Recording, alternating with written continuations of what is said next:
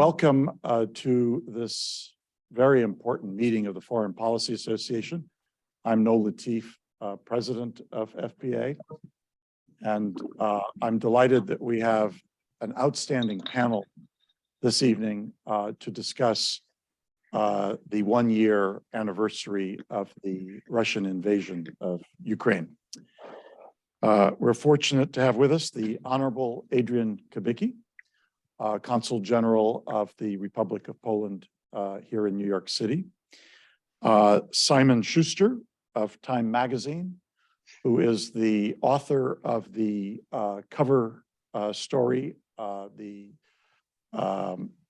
Person of the Year story on President Zelensky, and who is working on the definitive wartime biography of President Zelensky. Yeah. And with us live from Ukraine via Zoom is Francesco Semprini of La Stampa. I'm going to ask each of the panelists to make some opening remarks, and perhaps we can start with Francesco to update us on the situation on the ground. Francesco. Yes, hi, Noel. Thank you very much for inviting me in this very prestigious panel. I wish to give you like a better background situation, but we are under curfew, so I'm in a hotel. So this is something that we cannot make it.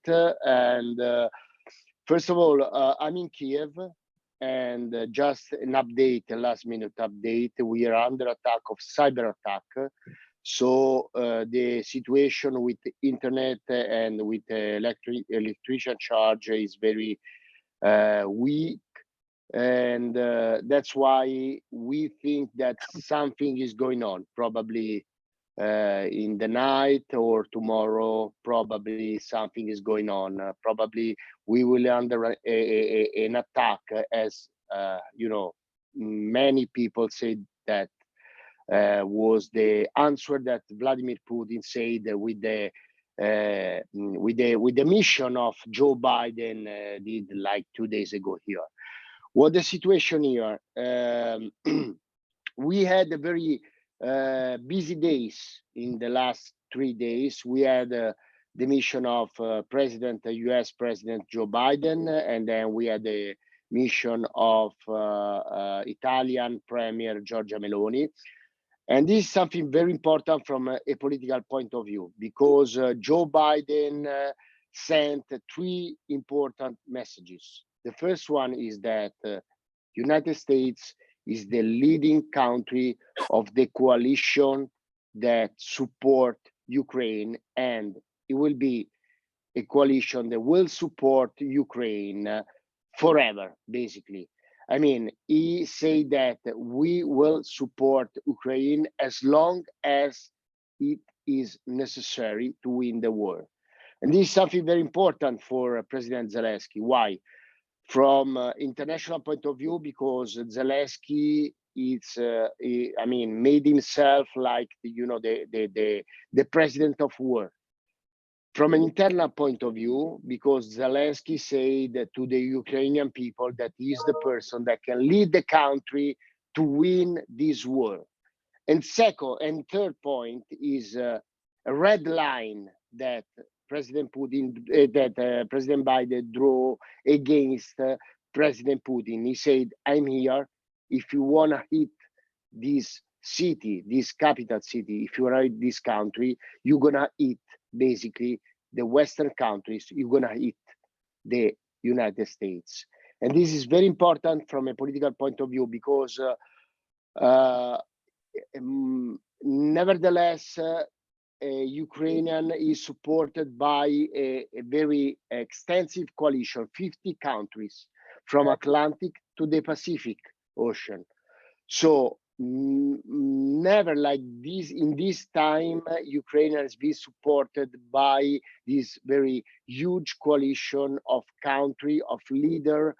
And the point is that everybody says that we can support Ukraine from a military point of view. And this is very important. Why? And I'm going back to my experience in the latest day in Donbass. I has been in Donbass. I was in Bakhmut. Bakhmut is the the center point of this war. Bakhmut is not a very important city. I mean, it's not like a huge city. It's not like Kiev. It's not like Dnipro. It's not like Odessa. But Bakhmut has been the symbol of this war.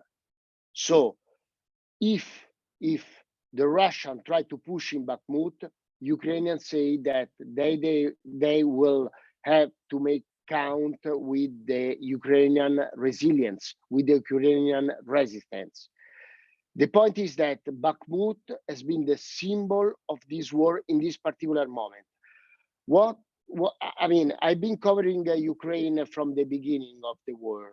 I arrived in Kiev on March, the beginning of March 2022, and Kiev was under siege.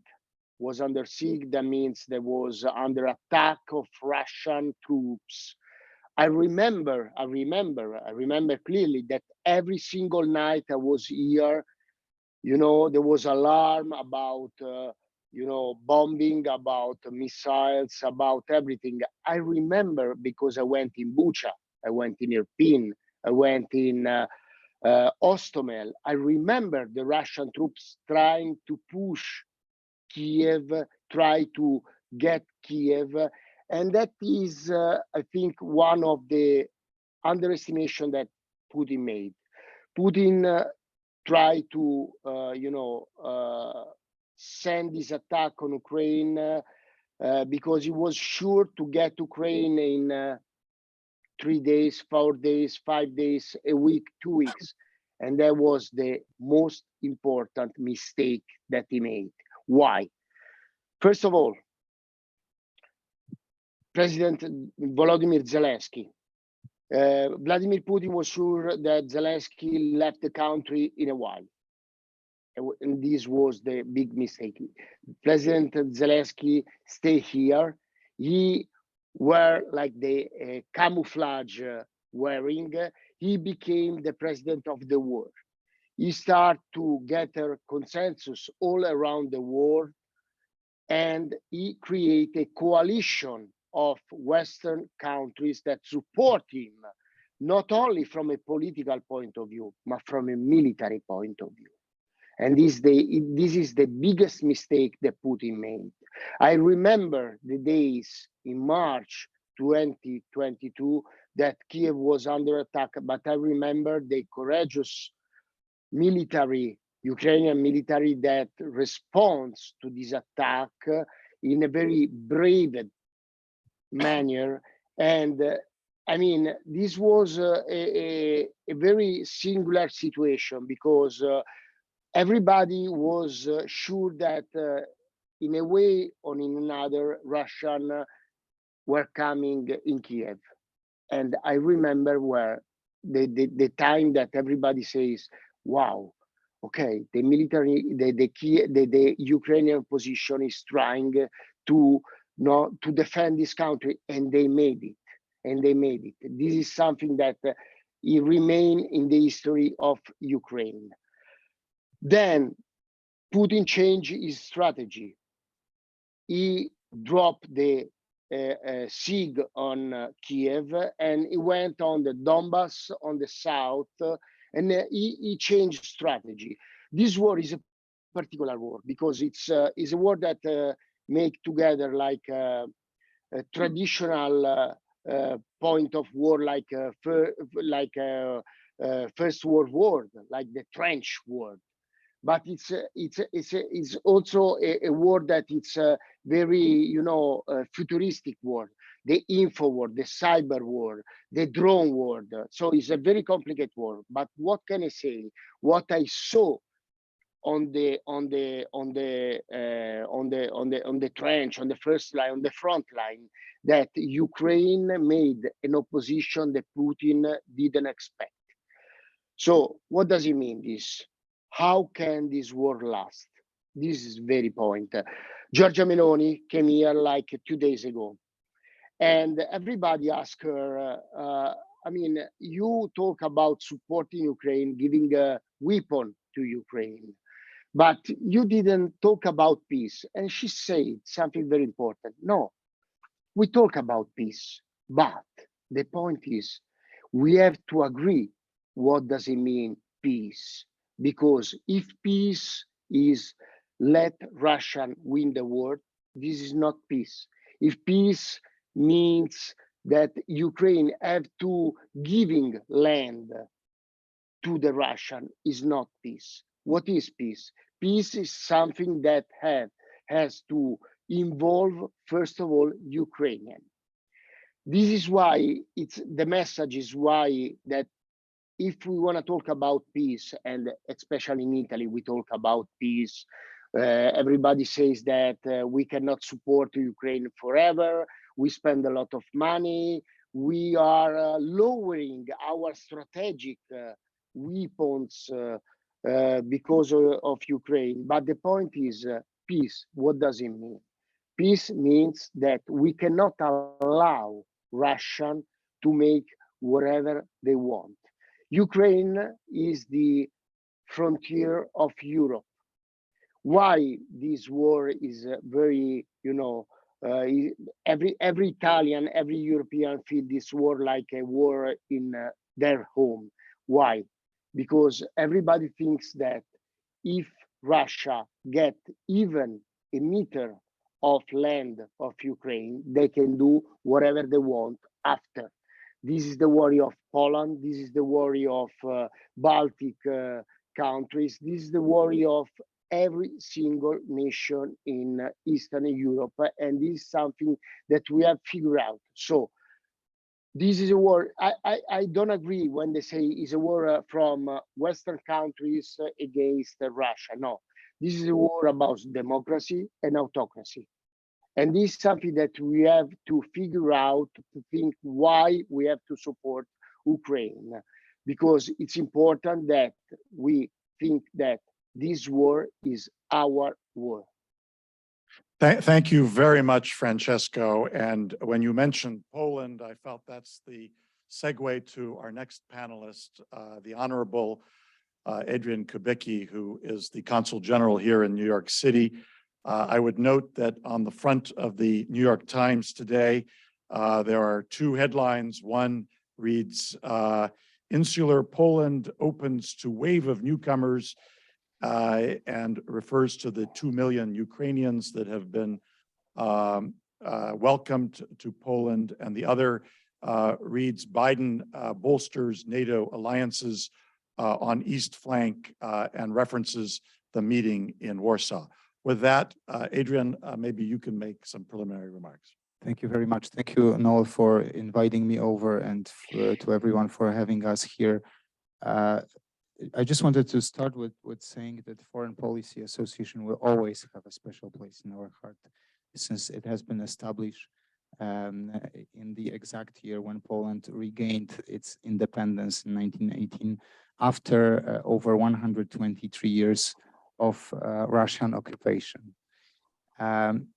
This very unique perspective of Poland on what is happening right now in Ukraine is something that we always wanted to bring up, and we were trying. There were many attempts to bring it up. Unfortunately, it hasn't been listened very much until the invasion of Ukraine. But this perspective is exactly that. Poland, for the recent 300 years of Poland history, our country, 250 of those 300 years, Poland spent under Russian occupation in different forms. So we know that, as much as it might sound a little bit controversial to us, this war hasn't started on February 24th last year. But this is a continued process, Russian process, this attempt of recreating, reinstating the Russian Empire, something putting into the action and realization these imperial plans of Russia is something that hasn't started a year ago. In 2009 in Georgia, when when Russia attempted the invasion of Georgia. Polish late President Lech Kaczynski was standing in the capital city, in the city center of Tbilisi, speaking to Georgian nation. And he precisely said that it's starting with Georgia, but Ukraine comes up next, and then Baltic countries, and perhaps even Poland. And I think that even seeing Russia struggling, being unable to complete their original plan of taking over Ukraine within a couple of weeks of this invasion, the ultimate goal of Russia remains the same. And I think if the question is why Poland so quickly, promptly reacted to what happened in February, is that, first of all, this is very unfortunate and tragic, but somehow we expected that even though until the very last moment there were many attempts to convince Putin that this invasion doesn't make any sense for anybody, we somehow felt that this ambition goes beyond any reasons, and eventually it will happen. We had also this perspective on 2014 when Poland stood firmly against the annexation of Crimea, but unfortunately, somehow we must say that the Western community, the free world, as all of us, to some extent gave Russia some sort of approval to make this step forward without consequences, and that probably encouraged Putin to make another step. By the way, when I mentioned that Poland was wiped off maps of Europe for over 120 years, it didn't happen at once. It cost them 3 attempts, actually, taking piece by piece some of the Polish territories to eventually take over the entire country for over a century. And I think this modus operandi, if you will, has not changed, unfortunately, over time. To the invasion itself, obviously, everyone saw the footage, millions of people lined up towards the border of Poland, and a huge refugee crisis, which turned to be something that I think the global community can benefit from. I think Polish people, without bragging about it, but just to the specific of it, I think that how Polish people and Poland handled that refugee crisis is a new blueprint for perhaps handling refugee crises somewhere else in the world, because our principle was not to lock those people in the refugee camps, but on contrary, give them a chance to go on, move on with their lives in Poland for whatever time they need to do so.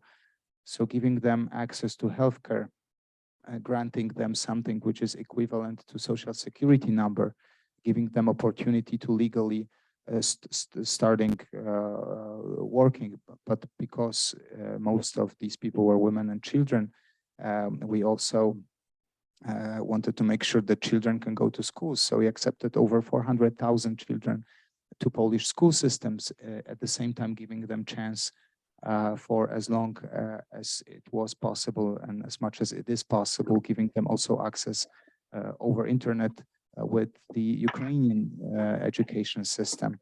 So it has been a different approach, so to speak, and it worked out very well. Over 9 million people crossed border with Poland, which is a huge amount of people given the 38 million population of Poland. But Ukrainians, there's something interesting about Ukrainians. They never wanted to stay, or they never wanted to use that war as an opportunity to migrate for economic reasons, for social reasons. They didn't think of improving their lives. They came to Poland, but vast majority of those people knew that they will go back as soon as they feel safe to go back home. And what is particularly interesting, in reality, 7 million of those people went back to Ukraine, since the situation currently is relatively stable. Some of those people obviously travel back and forth. So the net result is roughly 2 million Ukrainians still living in Poland. But to that headline that has been made today in New York Times, obviously war has its dynamics, and we must expect that Putin might be willing, hopefully not, but might be willing to give some response. First of all, mark the 1-year anniversary of the invasion. Secondly, respond to President Biden's visit to Poland and everything what happened over past week, over this week actually. But we hear the different disturbing information. Plans of actually incorporating Belarus into Russia and perhaps use Belarus as a platform to open this new phase of invasion. Hard to confirm. Some discussions of Chinese involvement into this war, and all of that can change the dynamics of the war, and we must expect that maybe new wave of refugees might come to Poland, to other countries. You must be ready to accommodate them. And my final point to these opening remarks, we understand that the war has its dynamics, and as much as we were all moved by civilians being targeted, and this footage was very moving when the war started, somehow it's the support or approval for supporting Ukraine, at least in some circles. Fortunately, I'm sure not this one, but there are many circles that we see this approval is softening recently. And to my job and to our job, Polish job here in America and in other countries, with that particular problem is to convince the public opinion that even though we might feel tired of this ongoing conflict and hopeless about this ongoing conflict, this is really the war about our security and our safety. Luckily, we have to really praise Ukrainians for being so brave and courageous, for their willingness to fight this war, but with the strong belief that they need that help, because they don't fight only for themselves, for ourselves as well. The Second World War, ladies and gentlemen, started in Poland when Germany invaded Poland. Poland was guaranteed by some of our allies to be helped, among other things, also with military equipment, the weaponry, and some of the actions should have happened. It wasn't the case. Poland was practically erased, brought down to ashes. But this is not my point. The point is that it spilled to other countries and started the global conflict, probably the worst in the history of humanity. Do we want to see that scenario happening again? I don't think so. And so we must really realize that even though it's distant, geographically distant, and it seems local, it definitely is not distant, and it's closer than we might think. Thank you. Thank you very much, Adrian. And now we turn to Simon Shuster, who has spent a lot of time with President Zelensky, who is not only the man of the year, but the man of the hour. That's right. Yeah, I've been, is this thing working? Yeah. I've been traveling quite a lot back and forth in the past year to Kyiv, and I have a kind of peculiar perspective. I decided very early on to focus my reporting on President Zelensky, on Bankova Street, the presidential compound, and basically work there. I have done a couple of trips, one with President Zelensky to the front line, but that's basically been my focus, journalistically speaking. I come from that perspective to foreign policy debates like, where's this war going? What does it mean? How will it end? These are the questions that I usually get when I come back from a trip to Kyiv. It's not what did you see, but where is this going? So that's what I wanted to talk to you about a little bit today in my remarks, and very interested in the discussion we'll have afterwards. What I usually hear in the foreign policy debates is sooner or later this war will end at the negotiating table. And if President Zelensky is not keen on participating in the negotiations, he may need to be encouraged or pressured to negotiate at a certain point in the war. This is not the only perspective that I hear, but it's increasingly popular in Europe and certain circles in Washington. And I wanted to sort of push back on some of the assumptions that underlie that position. But first, if we could take a show of hands of people who in this room thinks that the war will end at some point at the negotiating table. That basically, yeah, a lot of people? All right. And then how many of you would say of that group that it's possible that the United States, its allies, may need to nudge or encourage President Zelensky at some point to come to the negotiating table? Quite a few. So I wanted to talk about that from the perspective of someone who's sort of, been in the presidential bubble for most of the past year, and what that might look like in the future from President Zelensky's perspective, and how he would take to that. A couple things I've learned about him very, very briefly in the past year in working on a biography of him that's going to be published soon, I hope. A few things about his personality. One, he's stubborn as hell. He's supremely confident and increasingly confident, especially, well, not especially, but including in matters of strategic military decisions. Even though he doesn't have a military background. And he's emotional or hot-headed, you could say, in the way, as opposed to analytical in the way he makes decisions. And he hates to be pushed around. Consistently, through his political, and even before that, his life in comedy and in show business, as a businessman, as a movie producer, this pattern is very clear. If you want to make sure that Zelensky doesn't do something, try to pressure him to do it.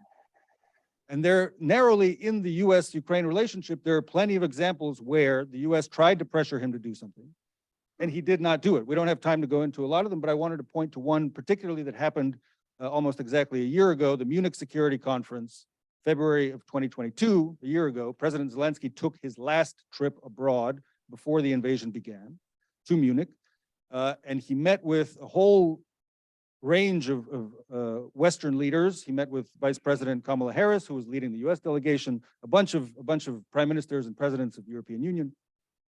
The message that he got, according to President Zelensky and many of the team members who were with him, was leave Kyiv now, get out, form a government in exile. If you don't, you will die, your family will die, your government will die. We are not going to help you with an influx of weapons, so get out now. Did he do that? Famously, and I'd say quite bravely, he did not do that.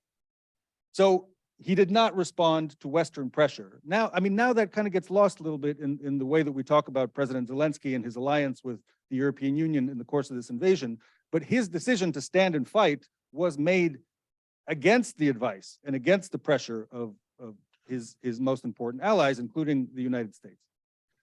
So looking ahead to negotiations, I would argue, if the United States and some European allies decide at some point in the future, it sounds like that's not happening now, but at some point in the future, look, Volodymyr, it's time to come to the table. I don't think he will react well to that. Everything I've gotten to know about him would suggest that he would resist that very much. And I think there are a couple reasons for that, domestic politics, other reasons we can talk about in the discussion. But the obvious counterpoint that I should address right off the bat is, well, the US can just turn off the taps, right? They can just cut off the financial support, cut off the military support, and Zelensky will pretty quickly have to negotiate with the Russians, if that is the decision that the West decides to make at some point later on. I don't think that even that is the case, for a couple of reasons. First, as Adrian has pointed out, Poland, other members of NATO see this war, see the defense of Ukraine and the support for President Zelensky as existential to their own security. So it's not at all clear to me that if the United States, Germany, some other allies decide time to turn off the tap, that will be followed by other allies. So that group of 50 countries you talked about, I'm not sure that they would be aligned if that decision to turn off the tap is made in the United States. And indeed, I am pretty sure President Zelensky would do everything in his power to keep that alliance together, at least partly. Second, what President Zelensky is very consistently and very impressively demonstrated is an ability to communicate with foreign allies, not on the level of traditional diplomatic channels of leader to leader, but to speak directly to the public in allied countries, to speak to members of parliament, to speak to celebrities, movie actors, right? Musicians, anyone that he can get in the kind of decision maker circles of an allied country, he tries to get them on his side, Why does he do that? Not only because he likes to communicate so much, but because he's hedging his bets in the event that some leaders in these foreign countries, these allied countries, decide to turn their backs on Ukraine. He will do everything in his power to pressure them within their own societies to not make that decision. So as we look ahead to the possibility of negotiations at some point down the road as an endpoint to the war, I would just encourage everyone to not underestimate the agency that Ukraine has, the agency that President Zelensky has in shaping events, in shaping how this war ends and how it goes, regardless of what the United States and its allies may think. Thank you. Thank you very much, Simon. Let's go back to Francesco. Francesco, 1 year later, what policy recommendations would you make that the West should be doing differently in assisting Ukraine? My question is why Western countries, why Western, sponsor of Ukraine didn't give everything immediately. And this is something that I asked to Irina Vereshchuka, who is the vice premier. I asked her why, in your opinion, Western countries didn't give you everything immediately, because probably the war could have like a different situation respect now. And she said because we are still living the long wave of 2014. So probably there is a fear about Western country to give everything now because they fear about Vladimir Putin. I mean, Vladimir Putin show his real face on February 24th.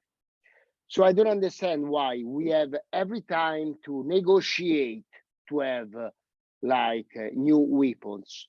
We want Ukraine win the war or not. So we have to give Ukraine the weapons that needs to win the war. Otherwise, we don't want Ukraine win the war. We want that Ukraine, keep going this war for as long as convenience to somebody. That's the question that we have to make. I was in Bakhmut. In Donbass. Donbass is, the most important front line, war front line in this situation. And I was in trenches with the soldiers, and they said, why we don't have HIMARS? Why we don't have Leopard? Why we don't have Abrams? Why we still lacking of this support? And this is something that I wasn't able to answer. And this is something that I want to ask to Joe Biden rather than Brussels. Why we don't give all these weapons now? Why every time we have to negotiate? We want to win this war. I mean, when I say we want to win, I made myself like Ukrainian, but why we want Ukraine win the war with this war? Why we don't give these weapons immediately now? It's something very strange. We want to keep this war longer, or we want to win this war? This is something that it's a question that not only the soldiers in the trenches on the front line ask, but even people in Kiev, even people in Dnipro, even people in Kramatorsk ask, why you Western countries don't give us all the weapons that we need to defeat Vladimir Putin now? Why Volodymyr Zelensky has to go every time to negotiate for new weapons? Why he has to negotiate for jet rather than any kind of weapon? This is something that the Ukrainian people ask. I'm talking about, I have the privilege to see this war from Ukraine. So I wanna ask to the people that is in White House rather than in Brussels, rather than in Italy, in Berlin. I mean, the question is why we don't give all these weapons that they need to defeat Vladimir Putin now? Why we have to negotiate months by months. This is something that, I mean, the Ukrainian people ask and they are waiting for an answer. Thank you, Francesco. Maybe I could turn to Adrian to see how Poland feels about providing more weapons. And another question, you know, we'll be meeting tomorrow morning with Spain's foreign minister, and Spain will have the presidency of the EU in the next couple of months. What would you like to see from the EU in terms of support for Poland in this crisis? So to the first topic of the weaponry provided to Ukraine, I think it's needless to say that Poland is one of the forefront countries in terms of actually opening the supplies and different means to Ukraine. We supported providing Ukraine with the post-Soviet equipment that we had in our fleets and in our military. Overpassing here, Poland gave to Ukraine over 260 post-Soviet tanks. We had this early discussion about providing Ukraine with the fighter jets, MiG, produce also post-Soviet production. And eventually this recent discussion when Poland was really trying to convince other countries, some of our neighbors and allies from NATO, why they should actually agree to sending Ukraine modern tanks, Leopards and other tanks is crucial for Ukrainians. So I think that we have the best understanding what Ukrainians need. We also have a large amount of trust. We were speaking of some of the visits delegations that came to that were coming to Kiev over this passing year, and maybe it's worth to point that Polish Prime Minister was the first foreign leader who came to pay visits to President Zelensky in Kiev in the moment when it was relatively less comfortable that we may say it is today. So we have this special and very personal relation, but we also believe from the professional standpoint that Ukraine is very efficient, extremely efficient. And they actually submit requests that are not kind of over taking something that is not necessary or exceeding something really needed. So we can really have the decent amount of trust that if they ask for something, this is something they really need. And so far they prove that they know how to use this equipment and they know how to make a use of all of that equipment. So Poland is very vocal to support Ukraine, but by all means. With that being said, there is another perspective, the NATO perspective. Poland is a proud, a full member, very committed member of NATO. And I think that, first of all, to the words of Francesco, I think that's, well, obviously, Ukrainian perspective is that everything could happen faster and more, and obviously there is room to improve. But I think it's unprecedented, the amount and the quality of help that NATO has decided to provide to the conflict where NATO is not directly involved.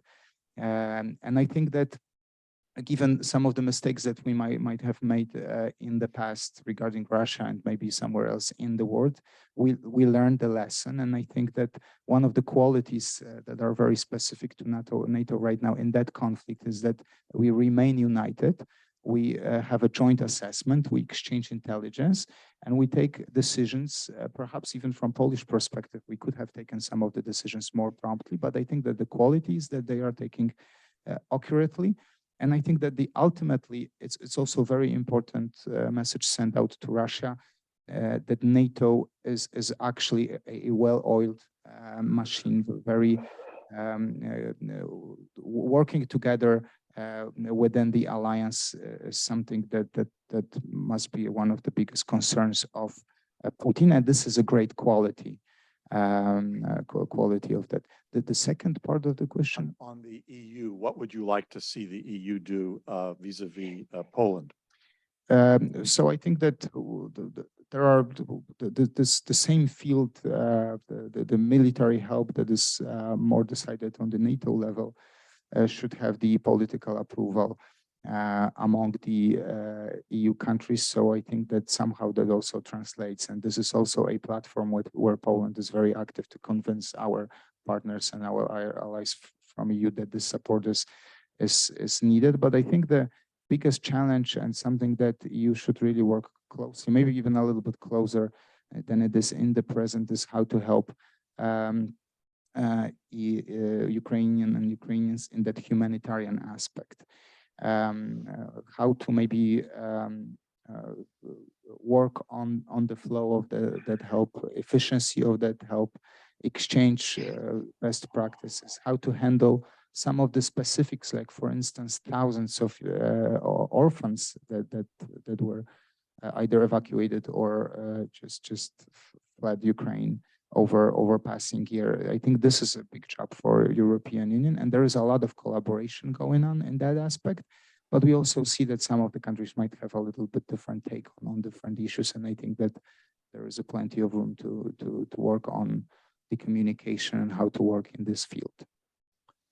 Simon, could I ask you to look into your crystal ball and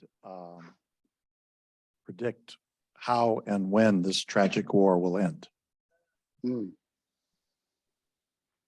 You asked us.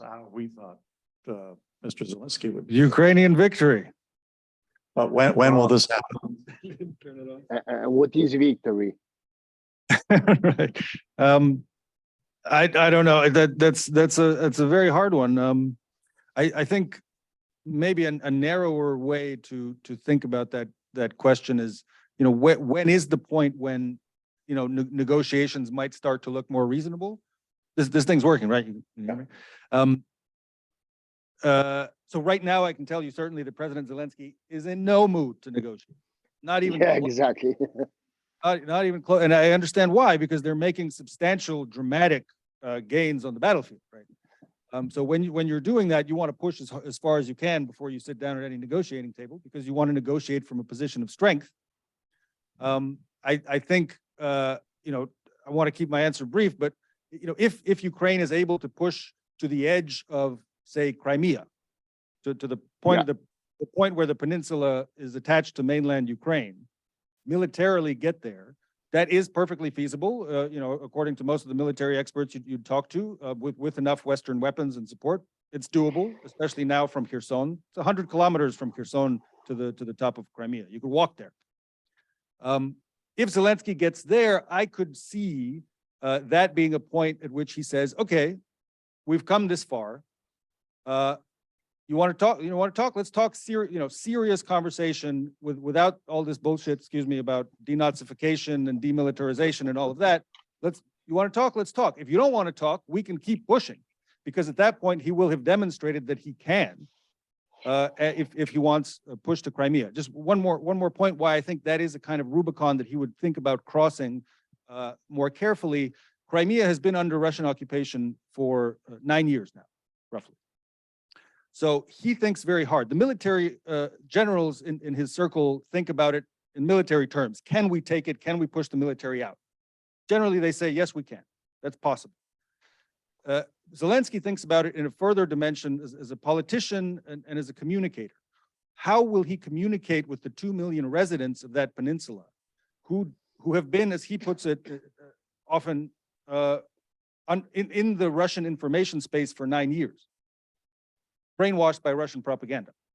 How do you convince those people that Ukraine is there to help them? It's their home, it's part of their identity. That's a question that's very difficult for him to answer. In talking to him, we've talked about that a lot. He doesn't have a good answer. What do you do with those people? What do you do for those people? So that's one of the reasons why I think that would be a point where, it would be natural perhaps for President Zelensky to take a pause and say, okay, are you ready to talk? Let's talk. Great. Well, let's open it to the audience. We've got a great turnout here and a lot of hands going up. I would just ask that anyone please wait for the microphone so that the Yes. Zoom audience can hear you. And for the Zoom audience, the Q&A section, if you want to ask any questions. Good. So why don't we start with the gentleman with the green necktie? Thank you very much. Victor Rudd, I chair the Foreign Affairs Committee of the Ukrainian American Bar Association. I'd like to touch upon this issue of negotiations. It's amazing how seductive that is without, I think, a lot of thought being given to it. And the point is this: whatever agreement anybody reaches, it has to be enforced. How do you enforce it? There isn't a single subject matter in any contemplated agreements or negotiations that hasn't already been agreed to in easily a dozen multilateral or bilateral agreements. Each of them has been shattered with the invasion. So how do you enforce it? And secondly, the question becomes, how do you establish and maintain your deterrence for the United States, especially a global deterrence credibility vis-a-vis China, North Korea, and Iran, when you're talking about a country that was stripped of its nuclear arsenal, Ukraine, was virtually stripped of its conventional weaponry, both at the insistence of the United States. Without Ukraine's independence, the Soviet Union would not have dissolved. We could not have proclaimed winning the Cold War. What's the value proposition of that on the one hand? And on the other hand, basically then coughing it up, giving it up to whatever extent in some sort of negotiated so-called settlement. That settlement is not going to last. Negotiations, we should know, and agreements with Russia have always been with one of three results. Either the compromise and destruction of what the goal of that agreement is, delaying it, or serving as an avenue for the acquisition of something that is totally antithetical. So I'm not going to monopolize the time, but it is a seductive approach consistent with the mercantile commercial DNA that we have. But there's a court system to enforce agreements, right? You don't have that in this context. So I would suggest that there be some focus on those kind of issues because I'm not seeing it. Yes, you're correct, Simon. I hear it and I see it among the think tanks, governments, and everything else. It is very, very short-lived, and I'm afraid we're not paying attention to the ripple effect globally. Iran, you don't want Iran to have nuclear weapons? You can kiss that one goodbye. You know why, right? So let's, I think we should be a little bit cautious about it and parse it out with a little bit more detail. Thank you very much. Thank you. Simon, you want to add anything to that? Yeah, I would just add something I heard. I was lucky enough to interview General Valery Zaluzhny, who's the chief of the armed forces of Ukraine, and we talked about some of this kind of, how do you trust Putin enough to negotiate with him? How do you even, what kind of agreement can you have with a maniac like that? You know, and one thing I remember he said that sticks with me is any kind of peace deal or armistice we come to, it will just be a breather, an opportunity for us to rearm and prepare for the next phase of the war. It's a very, yeah, it's a very grim and I think pessimistic outlook, but that's the one he shared with me, and I think there's some merit to that. Let's take a question from this side of the room. Yes, sir.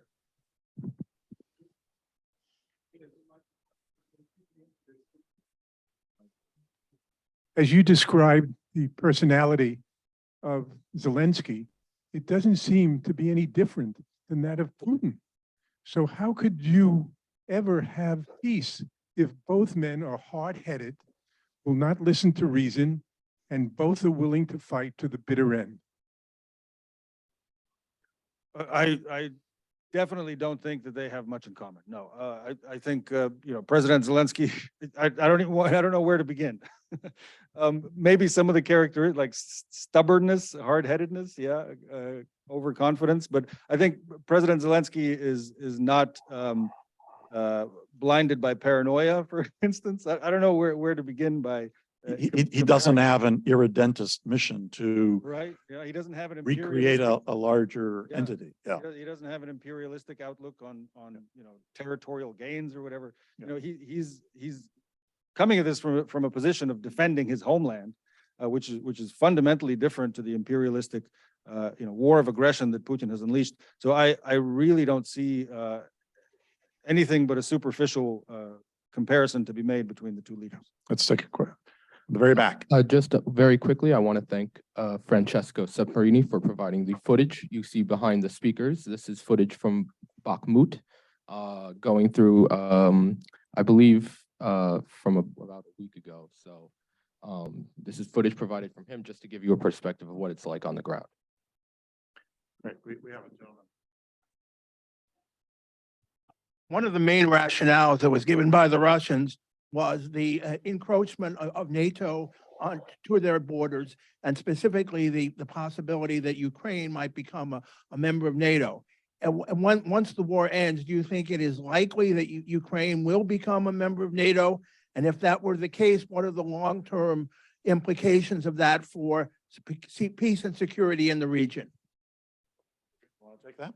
Sure, I think it's absolutely possible, and I think Ukraine already decided that they want to join the Western structure. And if Poland wouldn't have gone through pretty much the same path after the communism ended, I would be probably more skeptical. I wouldn't be probably here, but I think it's absolutely possible for Ukraine, and I think that it's in everyone's best interest actually to help Ukraine. Obviously, that would require that the process will be maybe not very short. It will require a lot of effort in Ukraine and by other countries, but this is absolutely something that we will all support. I think it's in everyone's best interest to have Ukraine as a member country of NATO for the global stability and security. And I think the question of how you kind of adjust everything else to this idea is that we still don't really know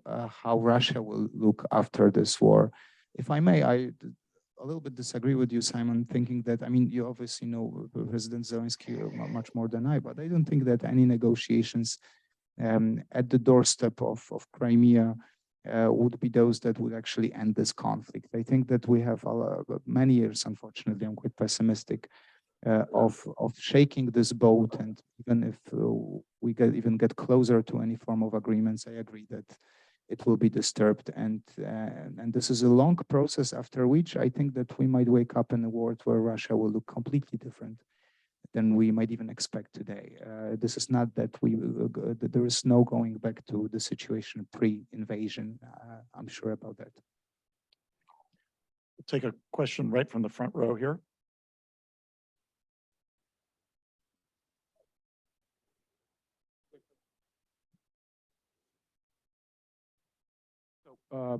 Assuming that, unlike game theorists, that Putin is irrational, if he decides to invade Poland or use nuclear power, and if NATO and the United States are involved in that war, do you think that would motivate China to invade Taiwan, North Korea to bomb either Japan or North Korea, ISIS to come back because of a weakened American military power? It's just a gloomy scenario, but that's possible. So if you can comment on that. Shall I start? It's a great conversation with easy questions. and actually the crystal ball would be very handy here. I think that the China plays still undefined role in this entire situation. But I think that as much as we don't know much about their plans, we know that they have completely a different way of thinking, and they think many years ahead, whereas we're still thinking of the conflict that might end anytime soon or within a couple of years. I think that China, on one hand, overall China benefits from this entire situation, but I don't think China will ultimately allow Russia to grow to this imperial form. I think it's not in the benefit of China to have as outrageously strong neighbor as Russia. So I don't really think that they rely very much the strategy of theirs on any potential moves made by Russia. I also don't think that Putin is irrational man. I think that it seems that the moves that he makes might be irrational, but I think that he's still thinking of something bigger than just invading Ukraine, taking over Crimea, taking over Donbass and other regions of Ukraine. He definitely wants to go forward. Some of the documents were revealed about the plans of incorporating Belarus into Russia by 2030, and obviously there has to be assessed the accuracy of those documents. But I think that this is his plan. So whether China attempts finally attacking Taiwan and other moves are made, I don't think they're necessarily connected this much to the further moves of Russia.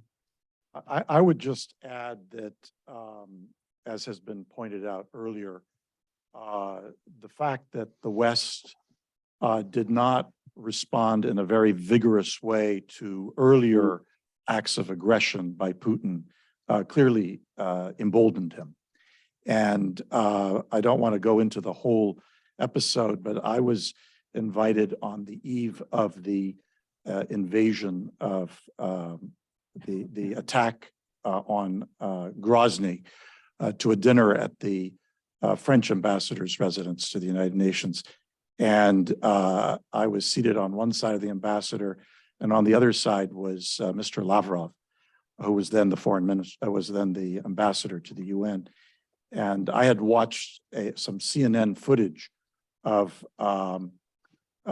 Russian tank officers being interviewed just before the assault on Grozny.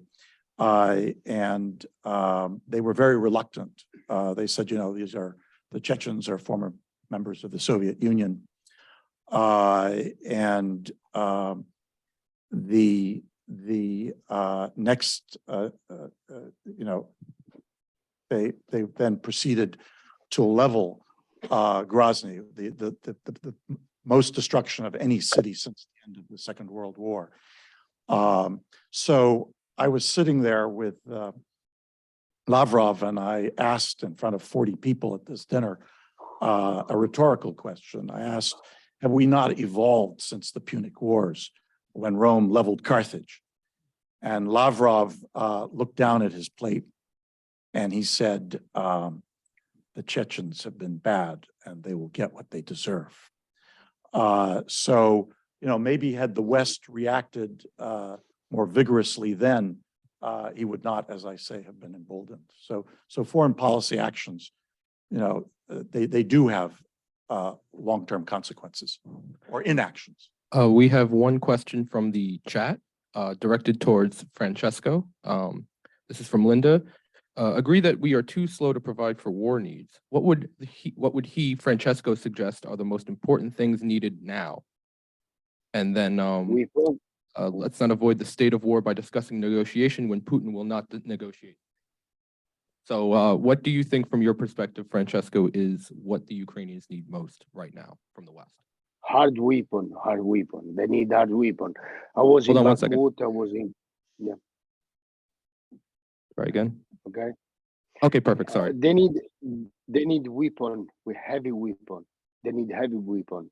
If they wanna win in Bakhmut, they need heavy weapon. They need HIMARS, and they don't have HIMARS. I've been talking with guys from Bakhmut, from Soledar, from Lugansk, from Kremina, all the very hot front line. I've been there for like a week, and they say, we don't have heavy weapon. We cannot deal with this guy. Russian has heavy weapon. They don't have heavy weapon in that front line. And they live with the promise with having heavy weapon, but they need heavy weapon, and they need heavy weapon in a number that allow them to deal with this war. Donbass is a strategic point for Russia. I mean, Vladimir Putin is trying to get Bakhmut, Soledar. He took already Soledar, Bakhmut, Kremina, Lugansk, Lysychansk, all these cities that I've been. He has to get these cities because he has to show in Russia that he made something. The point is that the Ukrainian troops on that side, on that front, they don't have heavy weapon and they're still waiting. I spent 6 hours in a train with an Italian voluntary that has been fighting for 4 months in a trench. And he said, we don't have a background weapons. We fight like infantry, but we need armor vehicle. We need tank. We need missiles. We need something. But why? US spend a lot of money. Why Europe spend a lot of money to send these weapons and they don't arrive in this front? This is something that I want to ask to our leaders, to Joe Biden, to Giorgia Meloni, rather than to Brussels. Why? In that front, which is the strategic front, because Donbass is the strategic front. And believe me, if Putin is gonna get Bakhmut, is gonna be like a very important result for him. So they need like heavy weapon, but they need now, not like in 4 months, 6 months. Like they need now. What can I tell you? I mean, I've been there, and what can I tell you is this: they need now. Now that means in 2 weeks they need heavy weapon. Well, on that note, we'd like to invite you, Francesco, to join us for the reception we're going to have here, so that you could take questions from members of the audience. But sadly, you cannot join us, but we want to thank you very much for your intervention here. And we Next also time I want would be to thank, delighted to be with you.